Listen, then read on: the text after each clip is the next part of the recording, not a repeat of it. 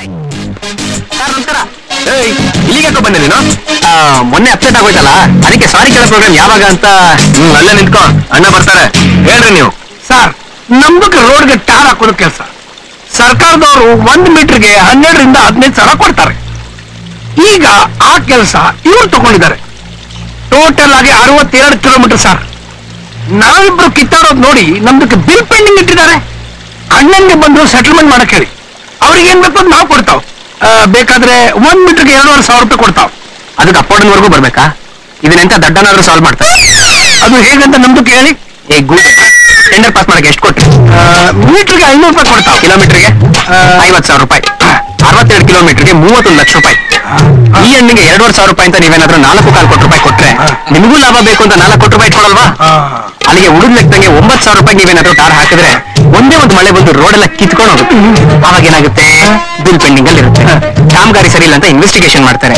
ನಿಮ್ದೇ ತಪ್ಪು ಅಂತ ಗೊತ್ತಾದ್ರೆ ತೆಗೆದು ಜೈಲ್ಗೆ ಹಾಕ್ತಾರೆ. ಅದ್ರ ಬದಲು ನೀವೇ ಹಂಚ್ಕೊಂಡ್ರೆ ಲಾಭ ಕರೆಕ್ಟ್ ಆಗಿ ಸಿಗುತ್ತಾ? ಕೆಲಸ ಚೆನ್ನಾಗಾಗುತ್ತಾ? ಇವ್ರಿಗೆ ದುಡ್ಡು ಕೊಟ್ಟು ಗವರ್ಮೆಂಟ್ ಮೋಸ ಮಾಡೋದಕ್ಕಿಂತ ಗವರ್ಮೆಂಟ್ಗೆ ನೀವು ನಿಯತ್ತಾಗಿದ್ರೆ ಸಾಯೋವರೆಗೂ ನಿಮ್ಗೆ ಕೆಲಸ ಕಾಯಂ. ಬೇಡವಾ? ಬೇಡ ಅಂದ್ರೆ ಪರವಾಗಿಲ್ಲ, ಬಿಟ್ಬಿಡಿ. ಅಯ್ಯಯ್ಯೋ, 100% ಓಕೆ. ನಮ್ದಕ್ಕೆ ಬರ್ತಾವ್. ಓಕೆ, ಚಲೋ ಜಾಯಿಂಗ್ ಹಮಾರ ಕಾಮು. ಜೈರಾಮ್ ಜಿ ನಮಸ್ಕಾರ. ರಾಮ್ ರಾಮ್. ಬರ್ತೀರಪ್ಪ. ಬೆಸ್ಟ್ರೆ ಎಲ್ರಿ ದಾಡಾಸು? ಎಲ್ಲ ಹೋದ್ರು. ಮತ್ತೆ ಡೀಲ್ಸು ಎಲ್ಲ ಇವನ್ ಹಾಳು ಮಾಡ್ಬಿಟ್ನಲ್ಲ.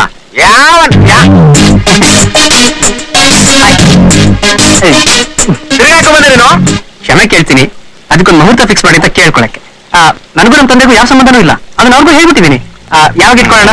ನಮ್ಮ ಅಮ್ಮನ ಸತ್ತೋಗಿ ನಿನ್ನ ಒಂದೇ ಸಲ ಡುಮ್ಮನ್ಸ್ಬಿಡ್ತೀನಿ. ನನ್ನ ಸಾಯಿಸ್ತೀರಾ? ಸಾಧ್ಯನೇ ಇಲ್ಲ. ಯಾಕಂದ್ರೆ ನನಗೆ 85 ವರ್ಷ ಆಯಸ್ಸಂತೆ. ನನ್ನ ಹೆಂಡತಿ ಜಾತಕದ ಪ್ರಕಾರ ಇನ್ನು 7 ವರ್ಷ ಜಾಸ್ತಿ ಅಂತೆ. ಅದೇನೋ ಈಗ ಸದ್ಯಕ್ಕೆ ಶನಿ ಕಾಟ ಅಂತ ಹೇಳ್ತಿದ್ದಾರೆ. ಮುಂದಕ್ಕೆ ಅದು ಸರಿ ಹೋಗ್ಬಿಡುತ್ತಂತೆ. ಏಯ್, ನನ್ ತಲೆ ಕೆಲ್ಸಬೇಡ. ಇಲ್ಲ, ನಿನ್ ಯಾವಾಗ ಎತ್ಬೇಕು ನನ್ಗೆ ಗೊತ್ತು ಕಣ. ಏಯ್, ಅಯ್ಯೋ ಸರ್, ನನ್ನ ಮಾತು ಕೇಳಿ ಸರ್. ಸರ್ ಬರೀ ಮೇಸ್ತ ಬರ್ರಿ ಸರ್. ಅಯ್ಯ, ನಾನು ಹೋಗ್ಬಿಟ್ರೆ ಸಾರಿ ಕೇಳೋರು ಯಾರು? ಎಂಗೇಜ್ಮೆಂಟ್ ಅಲ್ಲಿ ನೀವೇ ಡಲ್ ಆಗಿ ಕೂತಿದ್ದು. ನೀವು ತುಂಬಾ ಖುಷಿಯಾಗಿದ್ದೀರಾ. ಎಂಗೇಜ್ಮೆಂಟ್ ಕ್ಯಾನ್ಸಲ್ ಆಗುತ್ತಾ? Very good, very good, all the best. ಏಯ್, ಅದ್ಬಿಡಿ ಸರ್. ಈಗ ನಮ್ಮ ಸಾರಿ ಕಾರ್ಯಕ್ರಮ ಮುಗಿಸ್ಕೊಂಡ್ಬಿಟ್ರೆ ಟೆನ್ಷನ್ ಕ್ಲಿಯರ್ ಆಗ್ಬಿಡುತ್ತೆ. ಯಾಕೆ ಕಿರ್ಚ್ತೀರಾ? ದಟ್ಕೊಡಿ, ನಾನು ಹಿಂಗೆ ಹೇಳಿದ್ದೇನು? ಮಾತು ಕೇಳ್ಬಿಟ್ಟು ನೋಡ್ರಿ, ಒಂದ್ ಕಣ ನೋಡಕ್ಕಾಗಲ್ಲ ನೋಡ್ರಿ. Very good. ಇದೇನಿದು ಬಾಲ? ಚೆನ್ನಾಗಿ ಕಲರ್ ಮಾಡು. ಓಕೆ, ಬಾಯ್ ಬಾಯ್ ಬಾಯ್. ಹೇಳಿ ಕಳ್ಸಿ ಸರ್. ನೀವು ಸ್ವಲ್ಪ ಹೇಳಿ.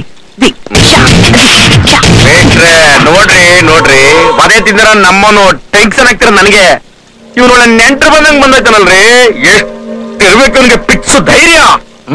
ಫಿಕ್ಸ್ ಅಲ್ಲ, ಗಟ್ಸು. ನೀವ್ ಇದ್ಕೇನ್ ಕಮ್ಮಿ ಇಲ್ಲ. ಅವಾಗ ಪ್ರಾಕ್ಟೀಸ್ ಕೊಡ್ತಾನೆ ಇರಿ ನೀವು. ಲೆಕ್ಚರು.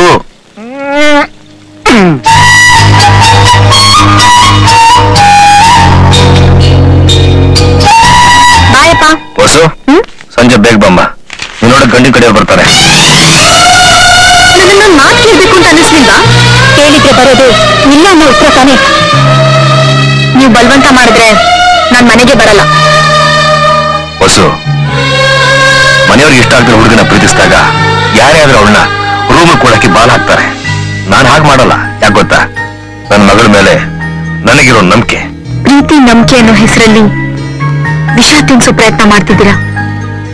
ಪ್ರೀತಿನ ತಿನ್ಸಿದ್ರೆ ವಿಷನೂ ಅಮೃತ ಆಗುತ್ತಮ್ಮ. ಒಟ್ನಲ್ಲಿ ನಮ್ ಪ್ರೀತಿಗೆ ಸಮಾಧಿ ಕಟ್ಟೋ ನಿರ್ಧಾರ ಮಾಡಿದಿರ ಅಲ್ಲ? ಎಲ್ಲಾರ ಪ್ರೀತಿನೂ ಪವಿತ್ರ ಅಮರ ಆಗ್ಬಿಟ್ಟಿದ್ರೆ ಗಲ್ಲಿಗೊಂದು ತಾಜ್ ಮಹಲ್ ಇರೋದು. ಹೋಗು, ಬೇಗ ಬಾ.